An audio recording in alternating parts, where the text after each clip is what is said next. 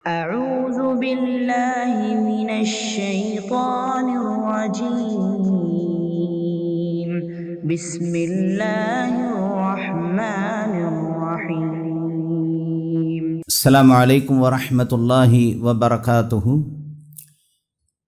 إن الحمد لله نحمده ونستعينه ونستغفره ونؤمن به ونتوكل عليه ونعوذ بالله من شرور أنفسنا ومن سيئات أعمالنا.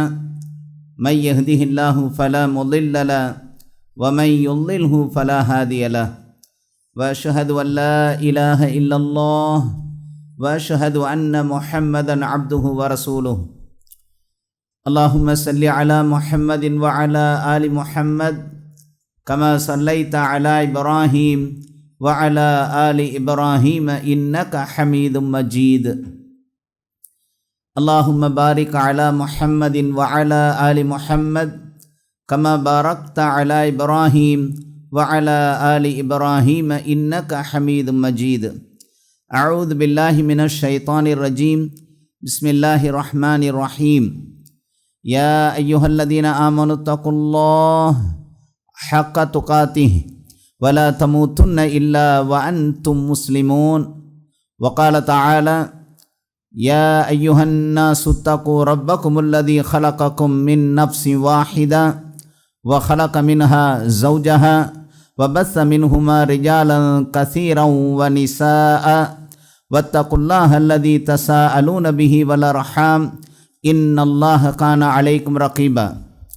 وقال تعالى: يا أيها الذين آمنوا اتقوا الله وقولوا قولا سديدا يصلح لكم أعمالكم ويغفر لكم ذنوبكم ومن يطع الله ورسوله فقد فاز فوزا عظيما. إن أحسن الحديث كتاب الله خير الهدي هدي محمد صلى الله عليه وسلم وشر الأمور محدثاتها كل محدثة بدعة وكل بدعة ضلالة وكل ضلالة في النار. ربي اشرح لي صدري ويسر لي أمري واحلل عقدة من لساني يفقهوا قولي. புகழனைத்தும் வல்லநாயன் அல்லாஹ் ஒருவனுக்கே சாந்தியும் சமாதானமும் நம் பெருமானார் முஹம்மது ஸல்லல்லாஹு அலைஹி வஸல்லம் அவர்கள் மீதும் அவர்களது குடும்பத்தார்கள் மீதும் அவர்களது உற்ற தோழர்களான சஹாபாக்கள் மீதும் தாபஈன்கள் தபஉ தாபஈன்கள் இன்னும் இந்த மார்க்கத்திற்காக தியாகங்கள் பல புரிந்த மார்க்க மூத்த அறிஞர்கள் அனைவர் மீதும் குறிப்பாக நம் அனைவர் மீதும் இறைவனின் சாந்தியும் சமாதானமும் என்றென்றும் நின்றலங்க பிரார்த்தித்தவனாக இந்த உரையை ஆரம்பம் செய்கின்றேன். அன்பார்ந்த அல்லாஹ்வின் நல்லடியார்களே, இஸ்லாமிய சகோதர சகோதரிகளே, உணர்வுகளை கட்டுப்படுத்துவது எப்படி? உணர்வுகள் என்கிற இந்த வார்த்தை இன்னொரு வார்த்தையோடு தொடர்பு இருக்குது, உணர்ச்சிகள். இங்கே ஆக்சுவலாக உணர்ச்சிகளை கட்டுப்படுத்துவது எப்படி என்று நான் கொடுத்துருக்கணும். உணர்வுகளை கட்டுப்படுத்துவது எப்படி என்கிற இந்த தலைப்பை கொடுத்துட்டேன். அதென்ன உணர்வுகள் உணர்ச்சிகள் ரெண்டும் ஒன்று போல தெரிந்தாலும் கூட வித்தியாசம் இருக்குது. உணர்வு என்பது உடல் ரீதியில் ஆனது. உணர்வு என்பது உடல் ரீதியில் ஆனது. உணர்ச்சி என்பது மன ரீதியில் ஆனது. புலன்கள் மூலமாக நாம் அறிவது அந்த ஃபீலிங்ஸ், அந்த சென்சேஷன்ஸ், இவைகளெல்லாம் உணர்வுகள். மனதில் விழக்கூடிய எதிர்வினைகள், எமோஷன்ஸ், உணர்ச்சிகள், இவை உணர்ச்சிகள் என்பதாக சொல்லப்படுது. உணர்வு எங்கே தோன்றுதுன்னு சொன்னால் உடலில் தோன்றுது. நரம்பு மண்டலத்தில் அந்த உணர்வுகள் தோன்றுகின்றன. ஆனால் உணர்ச்சி என்பது மனதில் தோன்றுகிறது, எண்ணங்களால் உதிப்பதாக இருக்கிறது. வெளியிலிருந்து வரும் தூண்டுதலால் உணர்வு வரும். வெளியிலிருந்து வரக்கூடிய தூண்டுதலால் உணர்வு வரும். ஆனால் எண்ணங்களால், நினைவுகளால், நம்பிக்கைகளால் வரக்கூடியவைகள் உணர்ச்சிகள். உணர்வுகள் குறுகிய கொஞ்ச நேரம்தான் இருக்கும். அந்த தூண்டுதல் போயிடுச்சுன்னா அந்த உணர்வுகள் போயிடும். ஆனால் உணர்ச்சிகள் அப்படி அல்ல. கொஞ்ச நேரம் நீடித்திருக்கும், சொல்லப்போனால் சில நாட்கள் வரைக்கும் கூட அந்த உணர்ச்சிகள் இருக்கும்.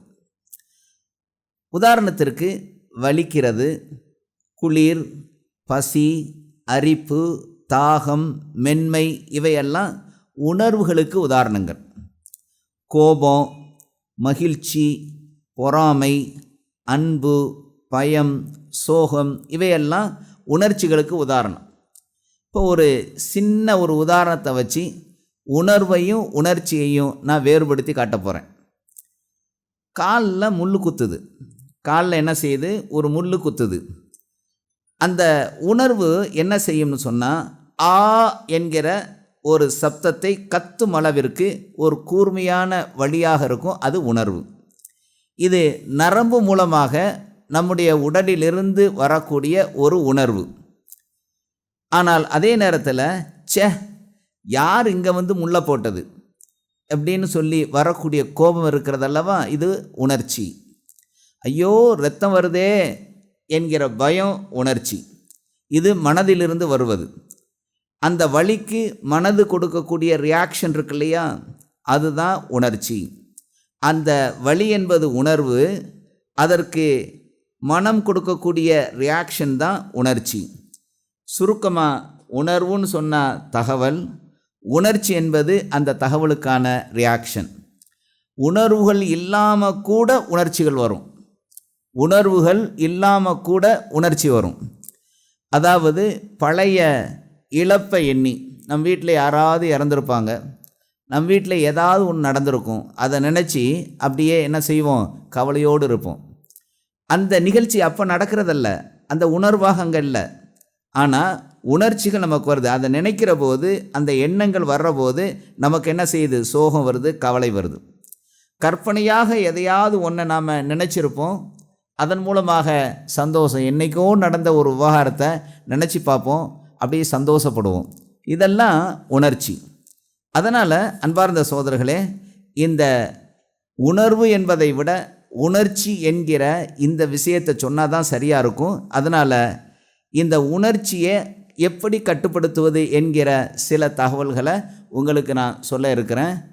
இந்த உணர்ச்சி ஏதோ இன்றைக்கி மட்டும் உங்களுக்கு சொல்லிவிட்டு போகக்கூடிய தகவலாக முடியாது. ஏன்னா நிறைய விஷயங்கள் இருக்குது, பல மணி நேரங்கள் பேசப்பட வேண்டிய ஒரு டாபிக் இது. உணர்ச்சியிலேயே எத்தனையோ விதமான உணர்ச்சிகள் இருக்குது. காம உணர்ச்சி இருக்குது, போதை உணர்ச்சி இருக்குது, கோப உணர்ச்சி இருக்குது, மமதைங்கிற ஒரு உணர்ச்சி இருக்குது. இப்படி பல்வேறு விதமான உணர்ச்சிகள் இருந்தாலும் கூட அதில் சில உணர்ச்சிகளை உங்கள் மத்தியில் கொஞ்சம் விரிவாக விளக்கமாக அதை எப்படி கட்டுப்படுத்துவது என்கிற சில தகவல்களை உங்கள் முன்னால் நான் இன்ஷா அல்லாஹ் பரிமாறலாம் அப்படின்னு சொல்லி நான் நினைக்கிறேன். கெட்ட மோசமான பாவமான உணர்ச்சிகளை தூண்டி பாவத்தில் இந்த உடலை மூழ்க வைத்து பாவியாக வாழக்கூடிய மக்கள் இந்த உலகத்தில் அதிகமான நபர்கள் இருக்கிறாங்க. நம்ம எல்லாரும் எப்படி இருக்கிறோம் அப்படின்னா, மேக்சிமம் அல்லாஹ் நாடிய சிலரை தவிர்த்து, அந்த பாவத்திலிருந்து விலகி வாழக்கூடிய சிலரை தவிர்த்து மக்களில் பலர் எப்படி இருக்கிறோன்னு சொன்னால், பாவம் செய்யக்கூடிய ஒன்றை இயல்பாக வைத்திருக்கிறோம். நபி ஸல்லல்லாஹு அலைஹி வஸல்லம் சொல்லுவாங்களா, குல்லு பனி ஆதமு ஹத்தாவூன் ஹைருல் ஹத்தாஈன தவாபூன். ஆதமுடைய சந்ததியில் இருக்கக்கூடிய அத்துணை பேருமே பாவம் செய்யக்கூடிய இயல்பிலேயே, இயற்கை தன்மையிலேயே இருக்கிறாங்க. அதில் யார் சிறந்தவர்கள்? தான் செய்துவிட்ட பாவத்திலிருந்து தௌபா செய்து தூய்மை அடைந்து விட்டவர்கள். ஆக அன்பார்ந்த சோதர்களே, இந்த மாதிரி பாவம் செய்யக்கூடிய இயல்பில் மனிதன் இருக்கிறான். பலவிதமான பாவ உணர்ச்சிகள் நம்முடைய உள்ளத்தில், பாவ உணர்ச்சிகள் நிறையா இருக்குது, ஒன்று ரெண்டு இல்லை, அப்படியே மொத்தமாக குடியிருக்கு நம்முடைய உள்ளத்தில். அவற்றை தடுக்கிறதுக்கு இஸ்லாமிய வழிமுறைகளும் நடைமுறைகளும் இருக்குது. நல்லா ஞாபகம் வச்சுக்கோங்க. இஸ்லாத்தில், இந்த தீனுல் இஸ்லாம் என்கிற மார்க்கத்தை ஏற்றுக்கொண்டிருக்கிற நாம் ஏற்றுக்கொண்டிருக்கிற அந்த மார்க்கத்தில் வழிமுறைகளும் நடைமுறைகளும் இருக்குது. ஆனால் நமக்கு அது தெரியாது, நம்மில் பலருக்கு தெரியாது. அவற்றை அறியாதவர்களாக அல்லது அவற்றை தெரிந்து நடைமுறைப்படுத்தக்கூடிய வகையில் பலர் இன்னைக்கு இல்லை. அல்லாஹ் நாடிய சிலருக்கு மட்டுமே அதை சரியாக பயன்படுத்தி சரியான நடவடிக்கைகளில் ஈடுபட்டு தன்னுடைய செயல்களையும் தன்னுடைய உள்ளத்தையும் பாவங்களிலிருந்து தடுத்து வாழக்கூடிய மக்களாக இருக்கிறாங்க. அதனால தான் முஸ்லீம்கள் மத்தியிலும் பாவங்கள் மலிந்து கிடக்கு. ஏதோ பாவிகள்னு சொன்னால் முஸ்லீம்கள் கிடையாது, முஸ்லீம் அல்லாதவர்கள் தான் பாவிகள் என்று இல்லாமல் முஸ்லீம்களும் அந்த பாவத்தில் சமபங்கு கொண்டவர்களாக இருக்கிறார்களே. வேணும்னா ஷிர்க் இல்லாமல் இருக்கலாம், குஃபர் இல்லாமல் இருக்கலாம், ஆனால் மற்ற பாவங்கள் இவர்களிடமும் அதே அளவுக்கு இருக்கிறதே என்கிற ரீதியில் தான் முஸ்லீம்களும் வாழ்ந்துக்கிட்டு இருக்கிறாங்க. அதனால் அன்பார்ந்த சகோதரர்களே, இந்த பாவ உணர்ச்சிகளை, இந்த பாவத்தின் இந்த உணர்ச்சிகளை உண்டாக்கக்கூடிய நஃப்ஸ், இந்த மனம் என்கிற இந்த நஃப்ஸை பற்றி நமக்கு நல்ல அறிவும் அதனை பற்றிய தெளிவும் நமக்கு இருக்கணும். இது ரொம்ப முக்கியம். நம்முடைய எதிரிகள் 2 பேர் தான். நம்முடைய எதிரிகள் யார்? 2 பேர் தான். ஒருத்தர் யார்? நஃப்ஸு, இன்னொரு ஆள் ஷைத்தான். இந்த 2 பேரும் நம்முடைய வாழ்க்கையினுடைய மிக முக்கியமான எதிரிகள். இந்த 2 பேரும் சேர்ந்து தான் நம்மளை வழிகெடுக்கிறாங்க. நம்மளாம் என்ன நினச்சிக்கிட்டு இருப்போம்? ஷைத்தான் தான் வழிகெடுக்கிறான். நிறைய பேர் நஃப்ஸுங்கிறதே பற்றி தெரியாதவர்கள் இருக்கிறாங்க. அல்லது தெரிந்தவர்கள் கூட இந்த நஃப்ஸு சின்ன பாவத்தை செய்யக்கூடிய ஒரு சின்ன சாதனம், ஷைத்தான் தான் மிகப்பெரிய வழிகெடுக்கக்கூடியவன் என்றெல்லாம் நினைத்து கொண்டு இருக்கிறோம். அப்படி கிடையாது. வழிகெடுக்கிறதுல முதன்மையான ஆள் யார் தெரியுமா? நம்முடைய நஃப்ஸ், நம்முடைய உள்ளம்தான். நம்முடைய நஃப்ஸு தான் வழிகெடுக்கிறதுலே மிக மோசமானது. அதுக்கு அடுத்து தான் ஷைத்தான்.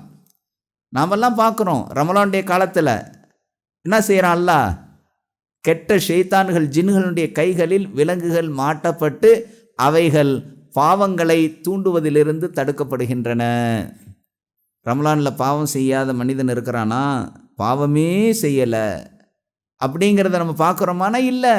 பாவங்கள் அந்த நேரத்தில் நடக்குதுன்னா காரணம் என்னன்னா, அந்த நேரத்தில் நஃப்ஸுகளுக்கு பூட்டு போடலை.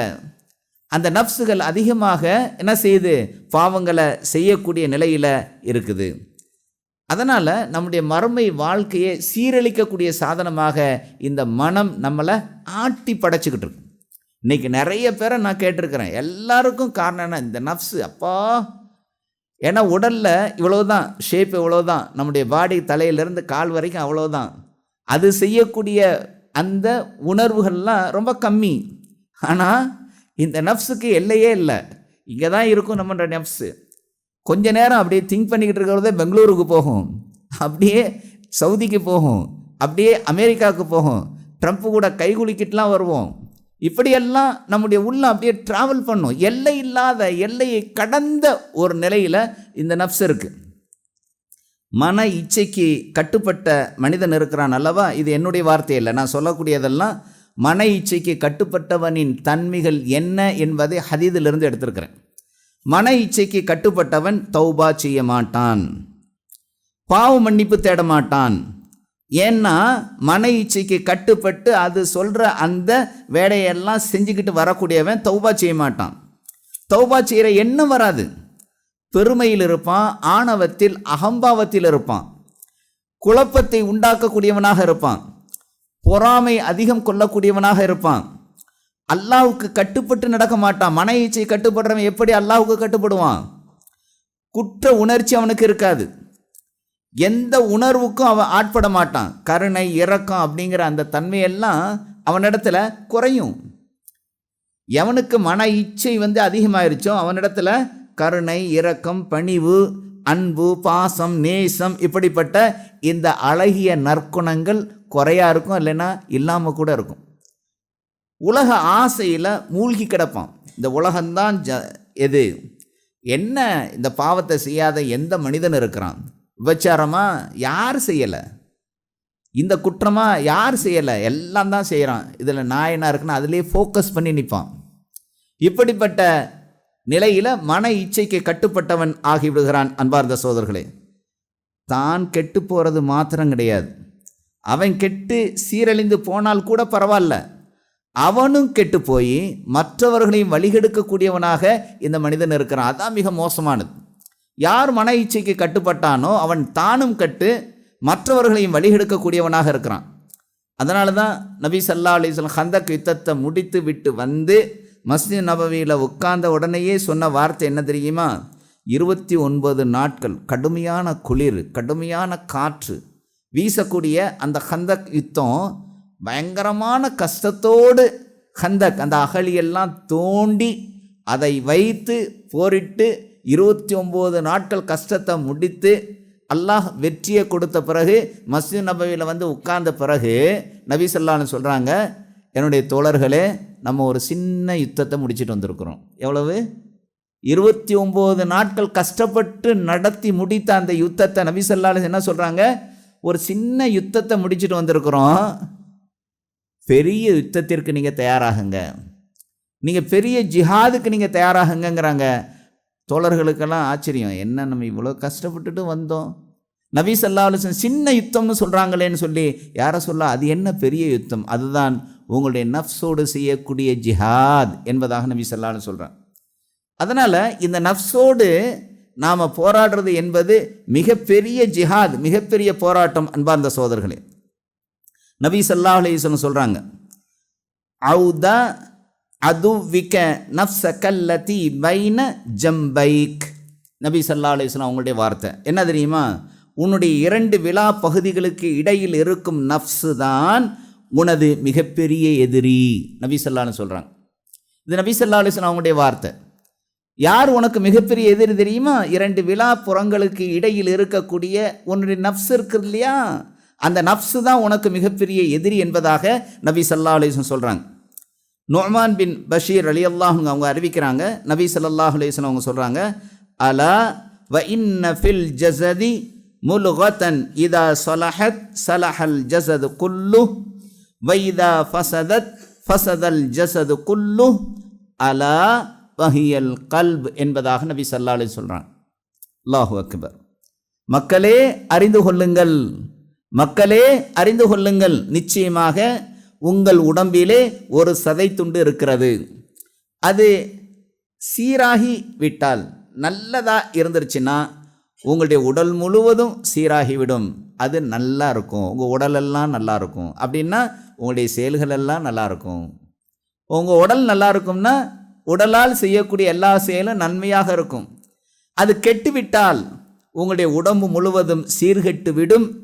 அறிந்து கொள்ளுங்கள், அதுதான் உங்களுடைய உள்ளம் என்பதாக நபி ஸல்லல்லாஹு அலைஹி வஸல்லம் சொல்கிறாங்க. அப்போது அன்பார்ந்த சோதர்களே, நம்முடைய உள்ளம்தான் அந்த உடலில் இருக்கக்கூடிய அந்த சதை துண்டு. அது சரியாக இருந்துச்சுன்னா அந்த உள்ளத்தின் மூலமாக நினைக்கக்கூடிய அந்த காரியங்கள் நல்லதாக வரும். அது கெட்டு மிக மோசமானதாக இருந்தால் பாவமான காரியங்களாக வெளிப்படும். அதனால் நபி ஸல்லல்லாஹு அலைஹி வஸல்லம் சொல்கிறாங்க, இன்னமல் அஅமாலு பின்னியாத். செயல்கள் அனைத்தும் என்ன இருக்குது? எண்ணங்களின் அடிப்படையில் தான் உங்களுடைய செயல்கள் அனைத்தும் என்பதாக நபி ஸல்லல்லாஹு அலைஹி வஸல்லம் சொல்லியிருக்கிறாங்க. ஆக அன்பார்ந்த சோதர்களே, உள்ளம் கெட்டுருச்சுன்னா நம்முடைய செயல்கள் எல்லாம் பாவமாகிவிடும். இந்த உள்ளம் இருக்குது பார்த்தீங்களா, இந்த நஃப்ஸ் இருக்குது பார்த்தீங்களா, இது யாருன்னா உடல் உறுப்புகளின் அரசன். அவன் தான் இந்த உடலில் மன்னனாக இருக்கிறான், ஆட்டி படைக்கக்கூடிய அரசனாக இருக்கிறான். மீதம் இருக்கக்கூடிய உடல் உறுப்புகள் எல்லாம் அதனுடைய படைகளாக இருக்கின்றன. ஓமானத்தை வச்சு எக்ஸ்பிளைன் பண்ணுறாங்க. அரசன் நல்லவனாக இருந்தால் படைகளும் நல்லவைகளாக நன்மையையே அது நிகழ்த்தும். அரசன் கெட்டவனாக இருந்தால் படைகளும் கெட்டவைகளாக இருக்கும். அதன் மூலமாக அந்த மக்களுக்கு தீமைதான் ஏற்படும். இச்சைக்கு மருந்து, இந்த மன இச்சைக்கு மருந்துன்னு சொன்னால் பொறுமையையும் ஹலாலான முறையில் அதற்கு தீர்வு காண்பதும் தான் அன்பார்ந்த சகோதரர்களே. அதனால் நாம் என்ன செய்யணும்னு சொன்னால் இந்த மன இச்சையை கட்டுப்படுத்தணும். அதனால் பாவமான காரியங்களில் ஈடுபடுறதுலேருந்து அதை தடுக்கணும். இப்படி தடுத்துட்டால் நமக்கு மனசு நிம்மதி கிடைக்கும். அதனை இந்த மன நிம்மதியை தடுக்கிறதுக்கு, இந்த மன அமைதி மன இச்சையை தடுக்கிறதுக்கு யாராலையும் முடியாது. யாரால் தான் முடியும்? அல்லாஹ்வால் மட்டும்தான் முடியும். அதனால் இந்த மன இச்சைக்கு கட்டுப்பட்டு வாழக்கூடிய ஒருவனுடைய நிலை எப்படி இருக்கும்னா, எப்பயுமே கலக்கத்தோடு இருப்பான், நிம்மதி இல்லாத நிலையில் இருப்பான். நிம்மதியாக இருப்பான்னு நினைக்கிறீங்களா? மன இச்சையை கட்டுப்பட்டு வாழக்கூடியவன் நிச்சயமாக நிம்மதியாக இருக்க மாட்டான். செய்த பாவத்தை நினைத்து நினைத்து கொஞ்சம் கொஞ்சமாக செத்துக்கிட்டு இருப்பான். நபி ஸல்லல்லாஹு அலைஹி வஸல்லம் அவங்கள்ட்ட வந்து கேட்குறாங்க, எது பாவம்? யாரை சொல்லலாம்? எது பாவம் அப்படின்னு கேட்குறாங்க. எதை நீ செய்யக்கூடிய காலகட்டத்தில் உனது மனம் சங்கடப்படுகிறதோ, குறுகுறுக்கிறதோ, வெட்கப்படுமோ, அஞ்சுமோ, தயங்குமோ. இது என்னுடைய வார்த்தை கிடையாது, நபி ஸல்லல்லாஹு அலைஹி சொன்ன வார்த்தைகள் பாருங்கள். நபி ஸல்லல்லாஹு அலைஹி சொல்கிறாங்க, எது பாவம் யா ரசூலுல்லாஹ் எனக்கு சொல்லுங்களேன்னு கேட்டபோது நபி ஸல்லல்லாஹு அலைஹி சொன்னாங்க, எதை நீ செய்யக்கூடிய காலகட்டத்தில் உனது மனம் குறுகுறுக்குமோ, வெட்கப்படுமோ, அஞ்சுமோ, தயங்குமோ, அதுதான் பாவம் என்பதாக நபி ஸல்லல்லாஹு அலைஹி சொல்லியிருக்கிறாங்க. ஒரு முஃமின் தனது பாவத்தை எப்படி தெரியுமா நினைப்பான்? தலைக்கு மேலே ஒரு மலை, ஒரு பாறாங்கல், மலையினுடைய அந்த பாறை அப்படியே உருள்றதுக்கு காத்துக்கிட்டு இருக்கு. அந்த பாறை அப்படியே என்ன செய்யுது? உருள்றதுக்கு காத்துக்கிட்டு இருக்கு. ஒரு காத்தடிச்சா கூட உருளும் போல தெரியுது. அந்த மாதிரி இருப்பதாக பாவத்தை இந்த முஃமின் நினைப்பான், ஒரு இறை நம்பிக்கையாளன் நினைப்பான். எந்நேரத்தில் இந்த பாவம் நம்மளை அடைஞ்சிடக்கூடாதே அப்படின்னு சொல்லி அதிலிருந்து தப்பிக்கிற வழியை தேடிக்கிட்டே இருப்பான். அது தன்மையில் விழுந்துட்டான், நான் என்ன ஆவேன் என்பதை நடுங்கி கொண்டு இருப்பான். ஆனால் ஒரு பாவி என்ன தெரியுமா நினைப்பான்? தன்னுடைய மூக்கின் மேலே ஒரு ஈ உட்கார்ந்தா அதை எப்படி லேஸ் அப்படி தட்டி விட்டுட்டு போவானோ அதை போல ஒரு பாவி என்ன செய்வான்னு சொன்னால் பாவத்தை நினைப்பான். பாவ உணர்ச்சிகள்லாம் நிம்மதியாக மனுஷன் இருக்க விடாது, கவலையில் மூழ்கடித்து விடும். இந்த பாவ உணர்ச்சிகள் இருக்குது பார்த்தீங்களா, கவலையிலே இருப்பான். நம்மளாம் நினச்சிக்கிட்டு இருக்கிறோம் இந்த பாவத்தை செய்யக்கூடிய இந்த மனிதனெல்லாம் நல்லா ஜாலியாக இருக்கிறான், சந்தோஷமாக இருக்கிறான் என்று தான் நினச்சிக்கிட்டு இருக்கிறோம். நான் அனலைஸ் பண்ணியிருக்கிறேன், நான் கவுன்சிலிங் பண்ணியிருக்கிறேன்.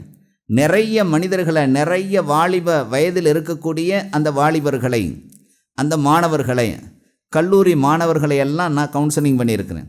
அல்லது இளைஞர்களை, அல்லது அப்போதான் கல்யாணம் முடித்து அந்த இளம் வயதில் இருக்கக்கூடிய அந்த தம்பதியில் இருக்கக்கூடிய அந்த ஆண்மகனை நான் நிறைய கவுன்சிலிங் பண்ணியிருக்கிறேன், நிறைய அனலைஸ் பண்ணியிருக்கிறேன். அவர்களிடத்தில் பேசியிருக்கிறேன். அவங்கெல்லாம் கவலையில் தான் இருக்கிறாங்க. தான் செய்த அந்த தவறுகளினால் அந்த மன வருத்தம் அவங்கள கவலையில் எப்பயுமே வச்சுருக்கு. அதனால் அவங்க முகம் என்னதான் சந்தோஷமாக காட்டுற மாதிரி இருந்தாலும் அதில் வருத்தம் தோய்ந்ததாகத்தான் நான் அவர்களை பார்த்துருக்குறேன். எப்போ பார்த்தாலும் அதை தான் சொல்லுவாங்க, நான் இந்த தப்பை பண்ணிட்டேன், நான் இந்த தப்பை பண்ணிட்டேன், இந்த பாவத்தை பண்ணிட்டேன், அல்லாஹ் என்ன மன்னிப்பானா? எத்தனை முறை சந்தித்தாலும் மீண்டும் மீண்டும் மீண்டும் மீண்டும் கேட்பாங்க.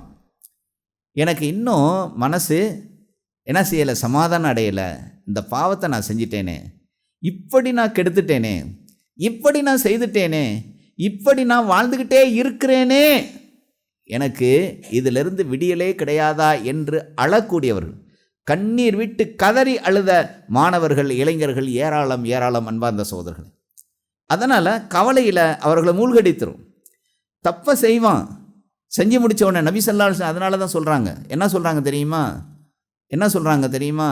அதாவது விபச்சாரம் முதல்ல பண்ணிட்டான், பண்ணினவன் தௌபா செய்து மீண்டுட்டான், மீண்டும் அதே விபச்சாரத்தை செய்கிறான், மறுபடியும் தௌபா செய்து மீண்டுட்டான், மூன்றாவது அதே விபச்சாரத்தை செய்கிறான், தௌபா செய்து மீண்டு விட்டான், நான்காவதும் அதே விபச்சாரத்தை அவன் செய்தால், விபச்சாரிகள் இருக்கிறாங்க இல்லையா, விபச்சாரிகளின் பிற பொறுப்பிலிருந்து வழியக்கூடிய நீரை அவர்களுக்கு குடிக்க கொடுக்கப்படும், அது கட்டாயமாகிவிட்டது என்பதாக நபி ஸல்லல்லாஹு அலைஹி சொல்கிறாங்க. அல்லாஹு அக்பர், அல்லாஹு அக்பர். அப்போ விபச்சாரம் செய்யக்கூடிய அந்த மக்களுக்கு இந்த ஹதீஸ் ரொம்ப ஒரு உணர்வு மிக்க ஒரு வார்த்தை. இது அப்படிப்பட்ட அந்த விபச்சாரத்தை செய்யக்கூடிய விபச்சாரியின் பிற பொறுப்பிலிருந்து வழியக்கூடிய நீர் அவர்களுக்கு குடிக்க கொடுப்பது கட்டாயமாக்கப்பட்டு விட்டது என்பதாக நபி ஸல்லல்லாஹு அலைஹி சொல்கிறாங்க. ஆக அன்பார்ந்த சகோதரர்களே, இந்த அளவுக்கு நாம் என்ன செய்கிறோம், அதை கேட்டோம்னா இப்போ எப்படி இருக்கும் நம்முடைய உள்ளம்? அந்த குற்றத்தை செஞ்சவங்க அப்படியே யா அல்லாஹ் யா அல்லாஹ்னு, ஆனாலும் அல்லாஹ் கருணையாளன், தௌபா செய்யுங்க. ஆக யாரை பார்த்தாலும் கோவம் வரும். இந்த பாவ உணர்ச்சிகள் அதிகமாக இருக்கக்கூடிய மனிதன் கவலையில் மூழ்கடித்துருவான், கவலையில் மூழ்கி விடுவான். யாரை பார்த்தாலும் கோவம் வரும், கோபமாக வரும். ஏன்னா அவன் செஞ்ச கோபம் அவனை நிம்மதியாக இருக்க விடாது. வெறுமையாக, எதையுமே வெறுமையாக இருக்கிறது போல் அவன் உணர்வான். தனிமையை அதிகமாக விரும்புவாங்க, யாரோடையும் சேர்ந்து இருக்கிறதே பிடிக்காது. பாவத்தில் இன்பம் கண்டு விட்டவர்கள் அதிலிருந்து மீள முடியாத நிலையில், அதை விட்டுவிடவும் முடியாமல் அதிலேயே மூழ்கக்கூடிய நிலையில் தான் வாழ்ந்துக்கிட்டே இருப்பாங்க. நிறைய பேரை பார்த்துருக்குறேன். சார் நான் தொடர்ந்து போய் இந்த பாவத்தை செஞ்சிட்டேன் சார், இதில் தான் இருக்கிறேன். இந்த சொல்லுவாங்க புலிவாலை பிடிச்ச கதைன்னு சொல்லுவாங்க. அந்த மாதிரி இந்த பாவத்தை செய்ய நான் ஆரம்பித்து அந்த பாவத்திலிருந்து இன்னைக்கு வரைக்கும் மீள முடியலை. இன்னைக்கு வரைக்கும். யார் சொல்கிறாங்க தெரியுமா? யார் சொல்கிறாங்க? ஒரு இளைஞன் மட்டும்தான் சொல்கிறான்னு நினைக்கிறீங்களா? இல்லை, 57 58 வயசு ஆன பிறகும் கூட அந்த மனிதர், அவருக்கு பேரம்பேத்தியெல்லாம் பிறந்துட்டாங்க, அந்த வயதில் கூட அவர் சொல்கிறாரு, இந்த தப்பை என்னால் செய்யாமல் இருக்க முடியவில்லை. அல்லாஹு அக்பர்! எவ்வளோ பெரிய கொடுமை இது! எவ்வளோ பெரிய கொடுமை!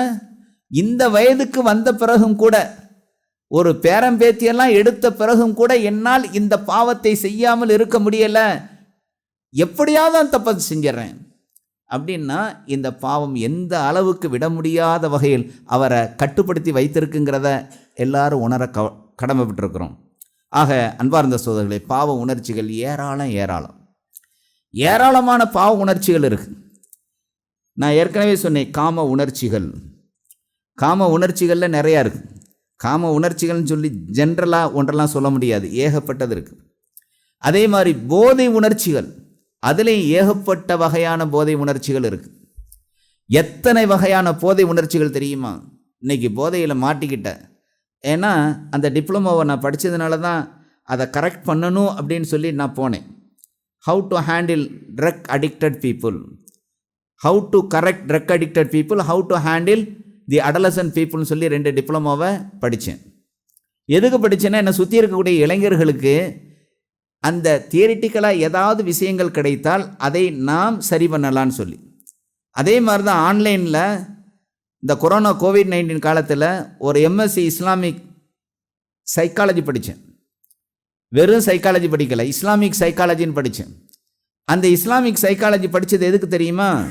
ஏதோ படித்தேன், ஒரு டிகிரியை வாங்கினேன் அப்படிங்கிறதுக்காக இல்லை. என்னை சுற்றி இருக்கக்கூடிய அந்த சமூகத்தில் இளைஞர்கள், அந்த வாலிபர்கள், இன்னும் குடும்ப உறவில் இருக்கக்கூடிய அந்த ஆண்களும் பெண்களும் இவர்கள் தவறளித்து கொண்டு இருக்கிறார்களே, அவர்களுக்கு சரியான தீர்வை இஸ்லாமிக் சைக்காலஜி என்கிற அந்த வார்த்தையை பார்த்தோன்னே எனக்கு ரொம்ப பிடிச்சி போச்சு.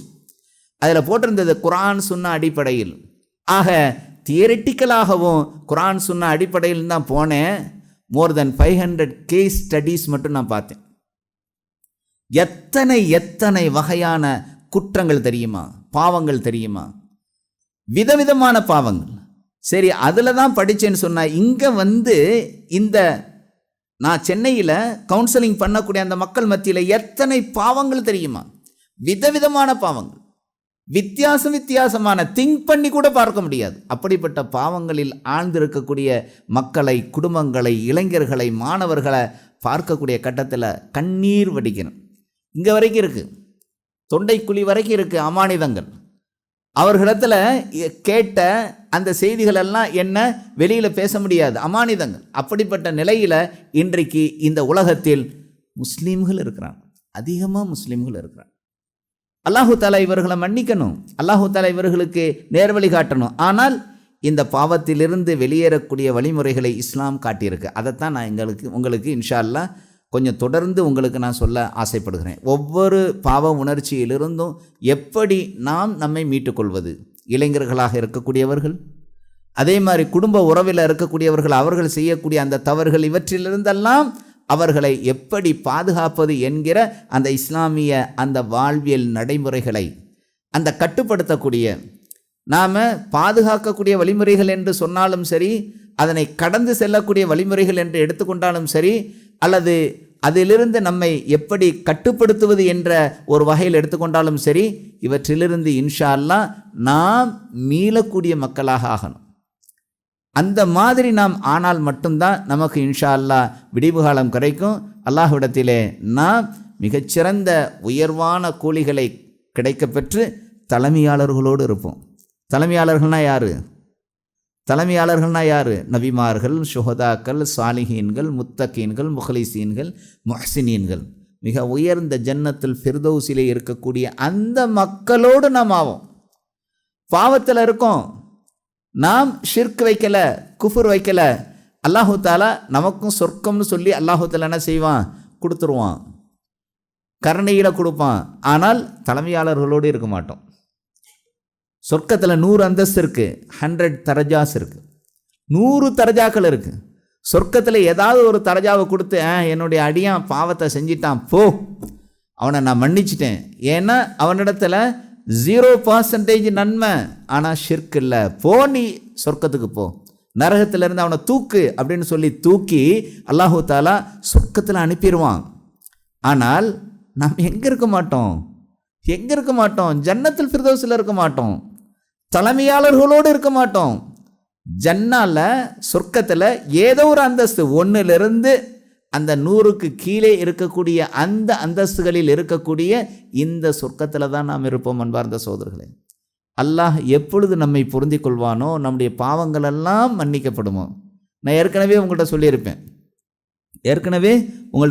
இந்த ஆயத்தை எனக்கு ரொம்ப பிடிக்கும்னு சொல்லி. சூரத்துல் ஃபுர்கானுடைய 25வது அத்தியாயத்தினுடைய 70வது வசனம், இல்லா மன் தாப வ ஆமன வ அமில அமலன் சாலிஹா ஃபஉலாயிக யுபத்திலுல்லாஹு ஸய்யிஆத்திஹிம் ஹஸனாத் வ கான அல்லாஹு கஃபூரர் ரஹீமா. அல்லாஹு அக்பர். இந்த ஆயத்தை எனக்கு ரொம்ப பிடிக்கும். அதில் அல்லாஹ் முதல்ல சொல்லுவான், என்ன தெரியுமா சொல்லுவான்? மன் தாப, யார் ஒருவர் தௌபா செய்து பாவ மன்னிப்பு தேடி, வ ஆமன, பரிபூர்ணமான நம்பிக்கை கொண்டுன்னா சும்மா ஈமான் கொண்டு நான் ஒரு முஃமின் சொல்ல முடியாது. அல்லாஹுவும் அல்லாஹுடைய தூதரும் எதை எப்படி நம்பிக்கை கொள்ள வேண்டும் என்று பணித்திருக்கிறார்களோ அதை அப்படியே, ஏன் எதற்கு என்றெல்லாம் கேட்காமல், இது என் லாஜிக்கு செட் ஆகலை, இது என் அறிவுக்கு சரியாக புலப்படலை, அறிவியலுக்கு ஒத்ததாக இல்லை என்றெல்லாம் அதனை உரசி பார்த்தோ, சந்தேகம் கொண்டோ, எந்த விதத்திலும் அதில் சந்தேகம் கொள்ளாமல் அப்படியே நம்பிக்கை கொள்ளக்கூடிய விஷயங்கள் தான் என்னது? ஈமான் கொள்ளுதல். அதில் 6 விஷயங்களின் மீது தெளிவான நம்பிக்கை இருக்கணும். யாருடைய இதன்படி? அல்லாஹுடைய தூதரன்படி. அப்படி ஈமான் கொண்டு 2 விஷயம் தௌபா செய்து, 3வது விஷயம் வஅமில அமலன் சாலிஹா, நல்ல காரியங்கள், சோசியல் சர்வீஸ், மனித சமூகத்திற்கு சேவைகள் செய்து வாழக்கூடிய தன்மை. இந்த 3 இருந்துச்சுன்னா அல்லாஹ் என்ன சொல்கிறான்? அவர்களுடைய பாவங்களையெல்லாம் நான் மன்னிக்கிறேன்னு சொல்லியிருந்தா கடந்து போயிருக்கும். ஆனால் அப்படி சொல்லலை. அவர்களுடைய பாவங்களையெல்லாம் அல்லாஹ் நன்மைகளாக மாற்றி விடுகிறான். அவ்வளவு நம்முடைய பாவத்துடைய அக்கௌண்ட்டில் இருக்காது, அவ்வளவு பாவத்தையும் எல்லாம் நன்மைகளுடைய அக்கௌண்ட்டில் மாற்றிடுவான்னா அப்புறம் அங்கே 0, பாவங்கள் எல்லாம் 0. அதனால் அன்பார்ந்த சகோதரர்களே, நாம் என்ன செய்யணும்னா உள்ளத்தை கட்டுப்படுத்தணும், நஃப்ஸை கட்டுப்படுத்தணும். ஆக பாவ உணர்ச்சிகள் நிறைய இருந்தால் கூட இந்த காம உணர்ச்சிகளை கட்டுப்படுத்தக்கூடிய சில வழிமுறைகளை முதல்ல சொல்ல நான் ஆசைப்படுறேன். ஒரு மனுஷன் பிறக்கிறான், ஒரு குழந்தை பிறக்குது. அந்த குழந்தை 3 வயசு வரைக்கும் தன் பக்கத்தில் தான் பார்க்கக்கூடிய, தான் கேட்கக்கூடிய அந்த சொற்களை எல்லாம் பேசக்கூடிய வகையில் ஆகுது. அந்த பேச்சுக்கள் எல்லாம் 7 வயது ஆகும் வரை அது அப்படியே டெவலப் பண்ணப்படுது. எத்தனை மொழிகளை 7 வயது வரை ஒரு பிள்ளைய உருது பேசக்கூடிய அந்த மாகுல்ல, தமிழ் பேசக்கூடிய அந்த மக்கள் மத்தியில், அல்லது இங்கிலீஷில் நீங்கள் பேசினாலும் அரபியில் பேசினாலும் அந்த மொழிகளை எல்லாம் அந்த புள்ள கேட்டு அந்த வார்த்தைகளை பேசக்கூடிய திறன் படைத்ததாக இருக்கும் 7 வயசு வரைக்கும். 7 வயசுக்கு பிறகு அது என்ன செய்ய ஆரம்பிக்கும் தெரியுமா? 7லிருந்து 10 வரை, 7 வயசிலிருந்து 10 வயது வரை அது என்ன செய்யும் தெரியுமா? செயல்களை கற்கின்றன. ஆக்ஷன்ஸ், என்ன செயல்கள் அந்த பெற்றோர் மத்தியில், அந்த மக்கள் மத்தியில் அது பார்க்குதோ அதையெல்லாம் அவை கற்றுக்கொள்கின்றன. அதனால தான் நபி ஸல்லல்லாஹு அலைஹி வஸல்லம் என்ன சொல்கிறாங்க? 7 வயது ஆனவுடன் உங்களுடைய பிள்ளைகளை தொலை ஏவுங்க, தொழுகை செய்யணும், ஆக்ஷன்ஸ் பழக்கப்படுத்தணும். 10 வயது ஆனவுடன் தொழுகலைன்னா அதை கொஞ்சம் அடித்து தொலை வைங்க. அடிச்சுன்னா அது தலையில் அப்படி போடலாமா? அடிக்கிறதையே நான்லாம் அதெல்லாம் தெரியாமல் இருந்துட்டேன். ஆனால் எப்போ இதை தெரிஞ்சேன்னா அப்போ தான் சொல்ல ஆரம்பிச்சிருக்கேன். 10 வயது ஆனதுக்கு அப்புறம் தான் அடிக்கவே செய்யணும் பிள்ளைகளை. இஸ்லாமிய சைக்காலஜியாக தான், இஸ்லாமிக்கினுடைய அந்த அடிப்படை அந்த கொள்கையில் நான் கற்றுக்கொண்ட அந்த விஷயம் இதுதான். 10 வயது ஆனால் தான் அடிக்கணும். ஆனால் அதுக்கு முன்னாடி நம்ம எல்லாம் என்ன செஞ்சிடறோம், அடித்து முடிச்சிடுறோம். ஐஏஎஸ்ஸு, ஐபிஎஸ்ஸு அல்லது கலெக்டர் ஆகணும், அல்லது ப்ரொஃபஸர் ஆகணும், இன்ஜினியர் ஆகணும், டாக்டர் ஆகணும் அப்படின்னு சொல்லி போட்டு சாத்தும். காலில் 8 மிதிப்போம். ஆனால் 10 வயது ஆன உடனே தான் அடிக்கணும். 10 வயது ஆன உடனே அந்த செயல்களை கற்றுக்கொள்வதில், அதில் இஸ்திகாமத்தோட நிலைத்து இருக்கிற அந்த தன்மை அவ்வளவா இருக்காது. லேசினஸ், லெத்தார்ஜிக்னஸ் இதெல்லாம் வரும். அல்லாஹ் நாடிய சிலரை தவிர்த்து. சில பேரண்ட்ஸ் அவங்களுக்கு கொடுக்கக்கூடிய அந்த பயிற்சியை வைத்து அந்த குழந்தைங்க என்ன செய்வாங்க, அந்த செயல்களை நன்றாக கற்றுக்கொள்வார்கள். பருவ வயது அது 13 அப்படின்னு சொல்லக்கூடியது. 15 சந்திர ஆண்டுகள் அப்படிங்கிறாங்க. ஆண்களுக்கு மெச்சூர் ஆகிற வயசு 15 சந்திர ஆண்டுகள். 9 சந்திர ஆண்டுகள் யாருக்குன்னு சொன்னால் கேர்ள்ஸுக்கு. அதிலிருந்து ஆரம்பிக்கும். 15 சந்திர ஆண்டுகளுக்குள் ஆண்கள் மெச்சூர் ஆவாங்க. எல்லாத்துலேயுமே மினிமம் மேக்ஸிமம் தான் போட்டிருக்கு. பெண்களுக்குன்னு சொன்னால் மினிமம், ஆண்களுக்கு சொன்னால் மேக்ஸிமம். ஆண்கள் 15 சந்திர ஆண்டுகளுக்குள் மெச்சூர் ஆயிடுவாங்க. பெண்கள் மினிமம் 9 சந்திர ஆண்டுகளில் அவங்க என்ன செஞ்சிருவாங்க, மெச்சூர் ஆக ஆரம்பிச்சிருவாங்க. இதுதான் இஸ்லாமிய அந்த நடைமுறையில் இருக்கக்கூடிய விஷயங்கள். ஆக இந்த ஆண்களும் பெண்களும் அந்த வயதில் மெச்சூர் ஆவாங்க. பெண்கள் மெச்சூர் ஆகிறது நல்லா தெரியும், எல்லாருக்கும் தெரியும். யாருக்கு தெரியாது? ஆனால் ஆண்கள் மெச்சூர் ஆகிறது, ஒரு ஆண்மகன் அல்லது ஒரு சின்ன பையன் மெச்சூராகி பருவ வயதை அடைஞ்சிட்டான் அப்படிங்கிறது யாருக்கும் தெரியாது. அவனுக்கு மட்டும்தான் தெரியும். அவனில் உடலிலிருந்து எக்ஸஸாக அவனுடைய விதற்பையில் அந்த விந்து சுரந்து அதிகமாகி அதன் பொருட்டால் அது கசிய ஆரம்பிக்கக்கூடிய அந்த காலகட்டத்தில் அந்த ஹார்மோன் சுரந்து அது தூக்கத்திலேயே ஸ்கலிதமாகக்கூடிய அந்த நிலையில் அவன் என்ன ஆகிறான், பருவ வயதை அடைகிறான். அவனுக்கு மட்டும் தெரியும், அவனுக்கு அது வித்தியாசமாக தெரியும், பேரண்ட்ஸுக்கு தெரியாது. ஆனால் ஒரு பெண்ணாக இருந்தான்னா பருவ வயதை அடைஞ்சிட்டா அப்படிங்கிறது தெரியும், ஆணுக்கு தெரியாது. அதனால் பெற்றோர்கள் அவனை என்ன செய்கிறதில்ல, அவன் மெச்சூர் ஆகிட்டானா அதில் சில உடலில் சில மாற்றங்கள் தெரியும். குரல் உடையும், அப்படியே நல்லா தான் பேசிக்கிட்டு இருப்பான், நல்லா தாய் தந்தையோடு பேசிகிட்டு இருப்பான். ஒரு டிஸ்டன்ஸை கீப்பப் பண்ண ஆரம்பிப்பான், அப்படியே ஒரு மாதிரி வெக்கப்பட ஆரம்பிப்பான், நரம்புகள் எல்லாம் புடைக்க ஆரம்பிக்கும். அவனுடைய இந்த தொண்டையில் அந்த அந்த அந்த இது முடிச்சு விழுகும், கையில் நரம்பு தெரியும். அவனுடைய அந்த அக்குள்ளையும் மற்ற மர்ம உறுப்புகள் இருக்கக்கூடிய அந்த இடத்துல முடிகள் முறைக்க ஆரம்பிக்கும். இவற்றையெல்லாம் பார்க்கக்கூடிய வகையில் பெற்றோர்கள் இருந்தாங்கன்னா தன்னுடைய பையன் மெச்சூர் ஆகிட்டான்னு சொல்லி தெரியும். இந்த வயசில் நீங்கள் அவர்களுக்கு தர்பியா கொடுத்து கூப்பிட்டு வந்தீங்கன்னா அவர்களுடைய ஃப்யூச்சர் நல்லாயிருக்கும். இந்த 13, 14, 15, 13, 14, 15 தான் அவர்களை பாவத்தில் தள்ளக்கூடிய முதன்மையான காலம். அந்த காலத்தில் நீங்கள் சரியாக அவர்களுக்கு சரியான தர்பியாவை கொடுத்துட்டீங்கன்னா இன்ஷா அல்லாஹ் அவர்கள் என்ன செய்ய மாட்டாங்க, வழி தவற மாட்டாங்க. 13, 14, 15 கடக்கிற அந்த நேரத்தில் அவனுக்கு அவனுடைய நல்ல நண்பர்கள் சூழ இருந்தான்னா அல்ஹம்துலில்லாஹ் அவன் தப்பிச்சான். அல்லது அவனை சுற்றி இருக்கக்கூடிய அவனுடைய குடும்ப மாஹூல் நல்லா இருந்ததுன்னா தப்பிச்சான். அல்லது ஆசிரியரோ அல்லது உஸ்தாதோ அவனுக்கு வழிகாட்டுனா அல்ஹம்துலில்லாஹ். யாராவது ஒரு வெல்விஷர் கிடைத்து அவனுக்கு வழிகாட்டக்கூடியவர் இருந்தால் அல்ஹம்துலில்லாஹ் பிழைச்சான், இல்லைன்னா கெட்டான். கெட்ட நண்பர்கள் மொபைலை தொட்டு தொடர்ந்து போய் பாவமான அந்த காரியங்களில் மூழ்கி போய் என்ன செய்கிறான், ரொம்ப அழிஞ்சி நாசமாக போகிறான். சின்ன வயசில், எந்த வயசில், சின்ன வயசில் 9th படிக்கிற போது. என்கிட்ட எத்தனை பேர் வந்திருக்காங்க தெரியுமா, இல்லீகல் செக்ஸ்னால் எவ்வளோ மோசமானது தெரியுமா. 9th ஸ்டாண்டர்ட் படிக்கிற பையன் மேல் வீட்டில் இருக்கிறான், கீழ் வீட்டில் இருக்கக்கூடியவர்களோடு இல்லீகல் செக்ஸ். 9th ஸ்டாண்டர்ட் படிக்கிற போதே இந்த கள்ள தொடர்புன்னா அப்போ எப்படி இருக்கும் பாருங்க. அதே மாதிரி தன்னுடைய தாயையே, ஏன்னா அவன் சொன்னான், ஒரு நாள் ஒரு பேரண்ட்டு கூப்பிட்டு வந்தாங்க, அம்மா கூப்பிட்டுட்டு வந்தாங்க தன்னுடைய மகனை, கையில் வெட்டுக்காயத்தோடு வந்தான். வெட்டுக்காயத்தோடு வந்த அந்த மகனை என்ன செஞ்சேன், அவன் படிச்சுக்கிட்டு இருந்தான், ஓதிக்கிட்டு இருந்தான். அந்த பையனை அவன் கொஞ்ச நாளாக வராமல் இருந்தான். ஏன் வரலன்னா நான் 10th போயிட்டேன் வரல.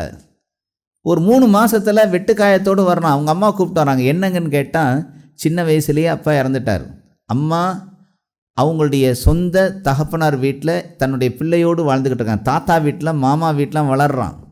மாமா சொல்லியிருக்கிறாரு, நீ மொபைலை தொடக்கூடாது, 10 மணி ஆனால் நீ தொட்ட அவ்வளோதான் அப்படின்னு சொல்லியிருக்கிறார். 10 மணிக்கு பிறகு தொட்ட போது மொபைலை பறித்த போது நீ யார்ரா என்ன கேட்குறதுன்னு மாமாவை கூட நிற்க அவர் அடித்து போட்டார். போய் கத்தியை வச்சு வெட்டிக்கிட்டான். இதுதான் நிலைமை.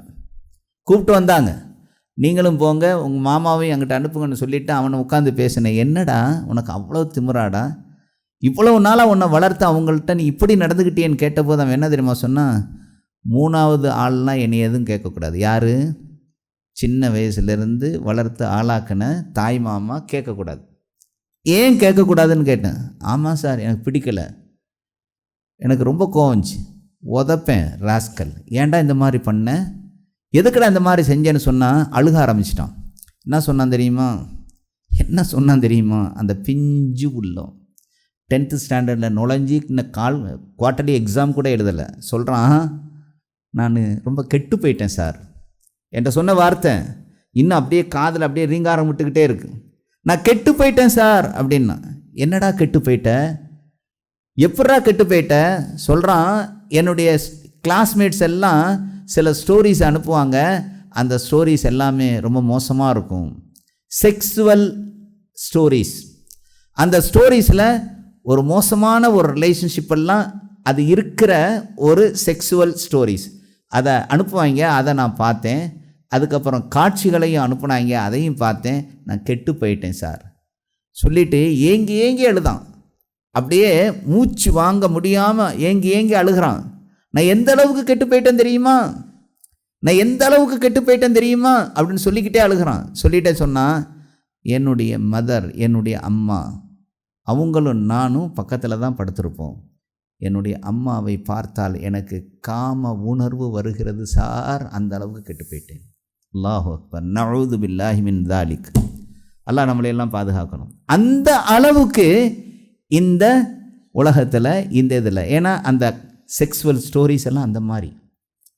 ஆக இந்த மாதிரி நம்முடைய உள்ளத்தை வழிகெடுக்கக்கூடிய அளவுக்கு இன்றைக்கி கெட்டு குட்டிச்சவராக போன நிலையில் இருக்குது. ஆக இந்த ஆண்களை இந்த அடலசன் ஏஜில், இந்த 13, 14, 15 இந்த ஏஜில் இருக்கக்கூடியவர்களுக்கு வழிகாட்டணும். அடுத்து இருக்கிறவங்க தான் ரொம்ப மோசமான ஆட்கள். 11th 12th அடுத்து இவங்களுக்கு தான் முழுக்க அப்படியே வர்றேன், ஒவ்வொன்றா சொல்ல போகிறேன் இன்ஷா அல்லாஹ். மாஸ்டர்பேஷன்லேருந்து இன்ஃபாக்சுவேஷன்லேருந்து இவர்களை எப்படி தடுப்பது. சும்மா மாஸ்டர்பேஷன் பண்ணக்கூடாது, இன்ஃபாக்சுவேஷன் இருக்கக்கூடாதுன்னா அதிலிருந்து அவர்களை தடுக்கக்கூடிய அந்த காரணிகள், அந்த தடுக்கக்கூடிய முறைகள், ப்ராக்டிஸ், எக்ஸசைஸ் என்ன இருக்குன்னு சொல்லணும். எதையுமே சொல்லாமல், எதையுமே செய்யாமல் நீ செய்யக்கூடாது, செய்கிறது ஹராம், செய்யக்கூடாது, அல்லாஹ் தடுத்திருக்கிறான் அப்படின்னு சொல்லிக்கிட்டே இருந்தால் அவர்கள் எப்படி தடுக்க முடியும்? யார் வழிகாட்டுறது? யார் அந்த முறைகளை அவங்களுக்கு ப்ராக்டிஸ் பண்ணுவது? அவர்களுக்கு அந்த எக்ஸசைஸ் எல்லாம் சொல்லி கொடுத்து அவர்களை நேர்வழியின் பக்கம் அழைத்து வர்றது யார்? கெட்டு போட்டுமா, சீரழியட்டுமா, சின்ன பின்னப்படுத்தப்படட்டுமா, போதையில் போய் சிக்கி சீரழிஞ்சு போட்டுமா, ரீஹாபிலிட்டேஷன் சென்டரில் போயும் கூட திருந்தாத மக்களாக இன்னைக்கு நிறைய பேர் ஆயிட்டாங்களே. இன்னைக்கு குடிகாரர்களாக மாறிட்டாங்களே, போதையினுடைய வியாபாரிகளாக மாறிட்டாங்களே. அல்லாஹு அக்பர், வியாபாரிகள் ஆயிட்டாங்க. நான் பார்த்த ஒரு பையன் இன்னைக்கு போதையை விற்கக்கூடிய வியாபாரிகளில் மிகச்சிறந்த ஒரு வியாபாரி ஆயிட்டான். மிக மோசமான வியாபாரி. அவன்கிட்ட லட்சங்கள் அப்படியே புரளுது. அவன் போகிறதெல்லாம் 5 ஸ்டார் ஹோட்டலில் தான் போய் சாப்பிட்றான். நான் ஒரு நாள் போகிற போது ஒரு சின்ன ஒரு ஃபங்க்ஷன் நடந்துச்சுன்னு சொல்லி போனால் அங்கே உட்காந்து சாப்பிட்டுக்கிட்டு இருக்கான். யாரோடனா வேறு யாரோ ஒரு ஆளோட. அதை என்னால் சொல்கிறதுக்கு எனக்கு வெக்கமாக இருக்குது. அந்த அளவுக்கு தரந்தாழ்ந்து கெட்டு குட்டி சுவராக ஆகக்கூடிய அளவுக்கு இன்றைக்கி இவர்கள்லாம் போனதுக்கு காரணம் யாருன்னா நம்ம தான். அது எல்லாருக்கும் இருக்குது. அதனால தான் இந்த தலைப்பு எடுத்தேன். இன்ஷா அல்லாஹ் இதிலிருந்து பாதுகாக்கக்கூடிய வழிகளை எல்லாம் ஒன்றன் பின் ஒன்றாக ஒவ்வொன்றா சொல்லணும். அதனால் அந்த குரூப் ஆஃப் பீப்புள் இருந்தாங்கன்னா இன்னும் நல்லாயிருக்கும். அந்த ஏஜில் இருக்கக்கூடிய அந்த மக்களுக்கு, அந்த இளைஞர்களுக்கு, அந்த மாணவர்களுக்கு, அந்த வயதினர்களுக்கு நான் சொல்லக்கூடிய அந்த காலகட்டத்தில் அது அவர்களுக்கு உபயோகமாக மாத்திரம் இல்லை, இந்த சமுதாயத்தில் மிகச் சிறந்தவர்களாக அவர்கள் வந்து மற்றவர்களையும் அந்த வழியில் வழிநடத்தக்கூடியவர்களாக மாறுவாங்க. ட்ரெயினர்ஸாக மாறுவாங்க. இந்த செய்திகளை எல்லாம் சுமந்து போகிறது, சும்மா கேட்டுட்டு போகிற, இந்த காதில் வாங்கி இந்த காதில் கேட்டுட்டு விட்டுட்டு போகிறது கிடையாது. உங்களுடைய பிள்ளைகளுக்கு நீங்கள் ட்ரெயினர்ஸ், உங்களுடைய இரத்த பந்த உறவுகளுக்கு நீங்கள் ட்ரெயினர்ஸ். யாரையெல்லாம் பார்க்கிறீர்களோ இந்த அநியாயத்தில், அக்கிரமத்தில், அவர்களுக்கெல்லாம் நீங்கள் ட்ரெயினர்ஸாக மாறணும். அப்படிப்பட்ட மக்களாக நீங்கள்லாம் மாறினீங்கன்னா அல்லாஹ் எனக்கு கூலியை கொடுப்பான். அதுக்காகத்தான் இந்த விவகாரத்தை எல்லாம் சுமந்துக்கிட்டு வந்திருக்கிறேன். ஆக அன்பார்ந்த சகோதரர்களே, இந்த அளவுக்கு இந்த 11, 12 படிக்கக்கூடிய மக்களிடத்தில் லவ் அஃபேர்ஸில் சிக்காத நபர்கள் யாரும் கிடையாது. நான் நிறைய நபர்களை பார்த்துட்டேன். என்கிட்ட வந்த மக்களில் பலர், ஏன் இதையும் கேட்குறீங்க, 4th ஸ்டாண்டர்ட் படிக்கிற பையன் வந்து சொல்கிறான், அவனை டீச்சர்ஸ் பிடிச்சிட்டு என்கிட்ட கொண்டாந்து கவுன்சிலிங் விட்றாங்க. ஒரு ஸ்கூலில் படிக்கிற ஒரு 4th ஸ்டாண்டர்ட் பையனை கொண்டாந்து விட்றாங்க. அவன் 2nd ஸ்டாண்டர்ட் படிக்கிற பையனோடு வேறு மாதிரி, 2nd ஸ்டாண்டர்ட் படிக்கிற அந்த கேர்ளோட இன்னொரு பையன் லவ் அஃபேரான். எந்த ஏஜில்? 4th ஸ்டாண்டர்ட், இன்னும் மெச்சூரே ஆகலை. 11th 12th படிக்கிற மக்களுக்கு, ஆண்களுக்கும் பெண்களுக்கும் லவ்வர்ஸ் இல்லாத நாளே கிடையாது. இன்ஃபாக்சுவேஷன். அதே போல் தன்னுடைய உடலில் இருக்கக்கூடிய அந்த சக்தியை வெளியாக்கக்கூடிய மாஸ்டர்பேஷன் என்கிற இந்த நிலை இல்லாத எந்த ஆண்களும் கிடையாது. பெண்களிடத்துலையும் அதே மாதிரியே வேறு சில விவகாரமான விஷயங்கள் இருக்குது. அன்பார்ந்த சகோதரர்களே, இதிலிருந்து கட்டுப்படுத்த முடியும். மாஸ்டர்பேஷன் எப்படி கட்டுப்படுத்துவது? டைம் என்ன?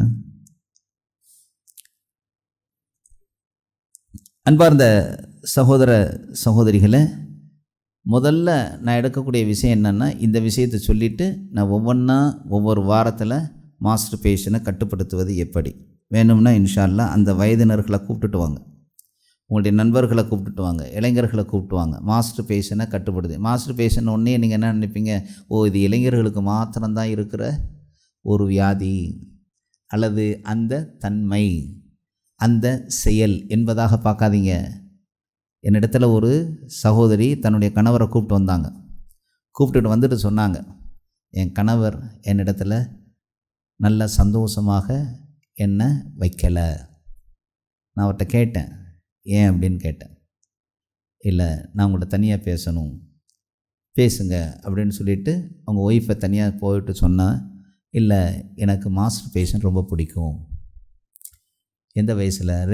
ரெண்டு பிள்ளைகளை பெற்றிருக்கிறார்.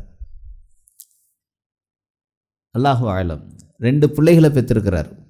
ஆனால் மாஸ்டர்பேஷன் எனக்கு ரொம்ப பிடிக்கும். என் ஒய்ஃப்கிட்ட உறவு கொள்கிறதுக்கு நான் போனால் எனக்கு வராது. நான் தனியாக ரெஸ்ட் ரூமில் போய் அந்த மாதிரி என்னுடைய உணர்வுகளை மாஸ்டர்பேஷனில் ஆக்கிக்கிட்டு வருவேன். ஏதோ ஒரு உறவு வச்சுக்குவேன். ஆனால் அந்த உறவு முடிஞ்சதுக்கப்புறம் மறுபடியும் மாஸ்டர்பேஷன் பண்ணால் தான் எனக்கு தூக்கம் வரும். இதுதான் என்னிடத்தில் இருக்கக்கூடிய குறை. இன்னொரு சிஸ்டர் கூப்பிட்டுட்டு வந்து ஃபாரினில் இருந்தார். 2 வருஷம் இருந்துட்டு ஹஸ்பண்ட் வந்திருக்கிறார். அவருக்கு 2 பிள்ளைங்க, இளம் வயசு. ஹஸ்பண்டை கூப்பிட்டுட்டு வந்தாங்க. இந்த ஆள் வந்து என்கிட்ட சரியாக இல்லை, வந்து 1 வாரம் ஆச்சு, என்னிடத்துல உறவே இல்லை, கேட்டால் வரவே மாட்டேங்கிறாரு, அழுகிறாங்க. நான் நீங்கள் கொஞ்சம் ஒதுங்கிருங்கன்னு சொல்லிவிட்டு அவர்கிட்ட கேட்டேன். சொன்னார், 2 வருஷமாக நான் கல்ஃப் கண்ட்ரியில் இருக்கிற போது நான் என்ன செஞ்சேன்னா, டெய்லி மொபைலை பார்த்து அதில் ஹோமோசெக்ஸில் காட்சிகளை பார்த்து அதில் என் மனசு லயிச்சு போச்சு. எனக்கு அதிலிருந்து விடுபட முடியலை. நான் அதை பார்த்தால் அதில் இருந்து 1 மணி 2 மணி வரைக்கும் இருந்துட்டு நான் என்னுடைய சக்தியை வெளியாக்கி விட்டு மாஸ்டர்பேஷன் செஞ்சுட்டு நான் வந்து தூங்குவேன். அதனால் என் உடலெல்லாம் ரொம்ப நலிஞ்சு போச்சு. இப்போ இங்கே வந்திருக்கிறேன், என் ஒய்ஃபை பார்த்தா எனக்கு உணர்வு வரமாட்டேங்குது. நான் போயிட்டு அந்த காட்சிகளை நான் போய் மொபைலில் போய் பார்த்துட்டு வர்றேன், பார்க்குற வரைக்கும் இருக்குது, பார்த்துட்டு இங்கே வந்தால் இல்லை. நான் என்ன செய்கிறது? அழுகிறார். ஒன்று தான் சொன்னேன், அப்படியா கொடுங்க. அவர்கிட்டத்தில் உங்களுடைய ஐஃபோனை கொடுங்கன்னு. கொடுக்க முடியாதுன்னாரு. கொடுங்கன்னு பாருங்கண்ணே. இல்லை, அதில் தான் எனக்கு எல்லாமே இருக்குது, என்ன இருந்தாலும் இருந்துட்டு போகுது, சுவிட்ச் ஆஃப் பண்ணுங்கள், என்கிட்ட கொடுங்க. 15 நாட்களுக்கு இந்த ஐஃபோனை நீங்கள் என்கிட்ட கேட்கக்கூடாது. நான் என்ன செய்கிறது அப்படின்னு ஒரு நார்மலாக பேசக்கூடிய மொபைலை நீங்கள் வாங்கிக்கோங்கன்னு சொன்னேன். அவங்க ஒய்ஃப்ட்ட சொன்னேன், இதை வாங்கி கொடுங்க. வாங்கி கொடுத்தாங்க. 15 நாட்கள் வரைக்கும் நீங்கள் எந்த தொடர்பும் வைத்துக்கொள்ளக்கூடாதுன்னு சொல்லி அனுப்பிவிட்டேன். 15 நாட்கள் கழித்து 16வது நாள் வந்தாங்க. வந்தபோது என்ன சொன்னேன், நீங்கள் இன்றைக்கி நீங்கள் போய் உங்களுடைய உறவை வைத்துக்கொள்ளலாம்னு சொல்லி அனுப்பினேன். த நெக்ஸ்ட் டே வந்தாங்க. இன்றைக்கி நாங்கள் சந்தோஷமாக இருந்தோம். இந்த ஐஃபோனு அவர்களுடைய உணர்வை, அந்த மனிதனுடைய உணர்வை கெடுத்து குட்டிச்சுவராக்கி உணர்வுகளை எல்லாம் அப்படியே பாழாக்கின விதம் இருக்குது. இந்த மாதிரி நிறையா இருக்குது.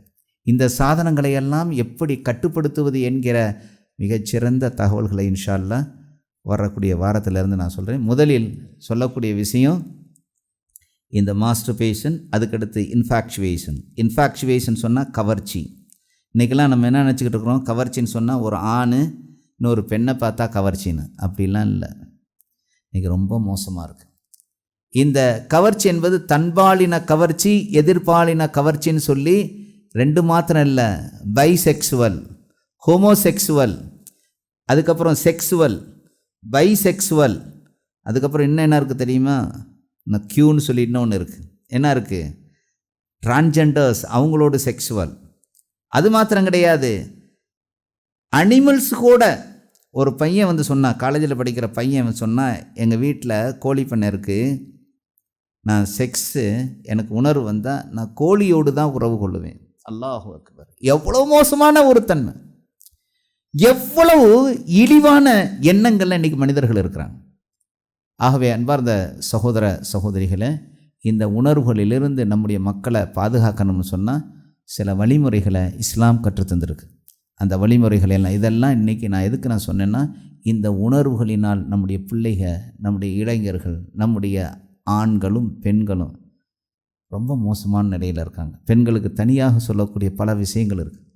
ஆக அன்பார்ந்த சகோதர சகோதரிகளே, இந்த விஷயங்களாக இன்ஷா அல்லாஹ் நான் ஒவ்வொரு வாரமாக தொடர்ந்து மாஸ்டர்பேஷன் 1, இன்ஃபாக்சுவேஷனில் தன்பாலின கவர்ச்சிக்கு 1, அதை கட்டுப்படுத்துறது, எதிர்பாலின கவர்ச்சின்னு சொல்லக்கூடிய ஜினாவை கட்டுப்படுத்துறது எப்படி, அதுக்கப்புறம் மீதம் இருக்கக்கூடிய மற்ற உணர்ச்சிகளை கட்டுப்படுத்துறது எப்படி, இவையெல்லாம் சேர்த்து காம உணர்ச்சிகளை கட்டுப்படுத்த என்னென்ன வழிமுறைகள் இருக்குது என்கிற இந்த விஷயத்தை சொல்லிவிட்டு, போதை பழக்கத்தை எப்படி கட்டுப்படுத்துறது, போதையிலிருந்து விடுபட இந்த இளைஞர்கள் மனிதர்களுக்கு என்ன வழிமுறைகள் என்கிற இந்த 5 விஷயங்களை மட்டும் 5 வாரங்களில் 5 மணி நேரங்களில் இன்ஷா அல்லாஹ் நேரம் கிடைக்கக்கூடிய காலகட்டத்தில் உங்களுக்கு எல்லாம் சொல்கிறேன். தயவுசெய்து இது தொடர்பாக இருக்கக்கூடிய அந்த மக்களை தயவுசெய்து அழைச்சிட்டு வாங்க. அவர்களுக்கு நன்மை பயக்கக்கூடியதாக இருக்கும். அல்லாஹு தாலா நம்முடைய பாவங்களை மன்னிப்பானாக, நம்முடைய செயல்களை சீராக்குவானாக, நம்முடைய அந்த பாவ உணர்ச்சிகளை எல்லாம் மாற்றி நன்மைகளுக்குரிய ஒரு நிலையில் நம்முடைய வாழ்க்கை அமைத்து அதன் மூலமாக நன்மைகளை அள்ளி தருவானாக. வ ஆஹிரு தஅவானா அனில் அல்ஹம்துலில்லாஹி ரப்பில் ஆலமீன். சுப்ஹானக்கல்லாஹும்ம வ பிஹம்திக அஷ்ஹது அல்லா இலாஹ இல்லா அன்த அஸ்தக்ஃபிருக வ அத்தூபு இலைக். அஸ்ஸலாமு அலைக்கும் வரஹ்மத்துல்லாஹி வபரகாத்துஹு.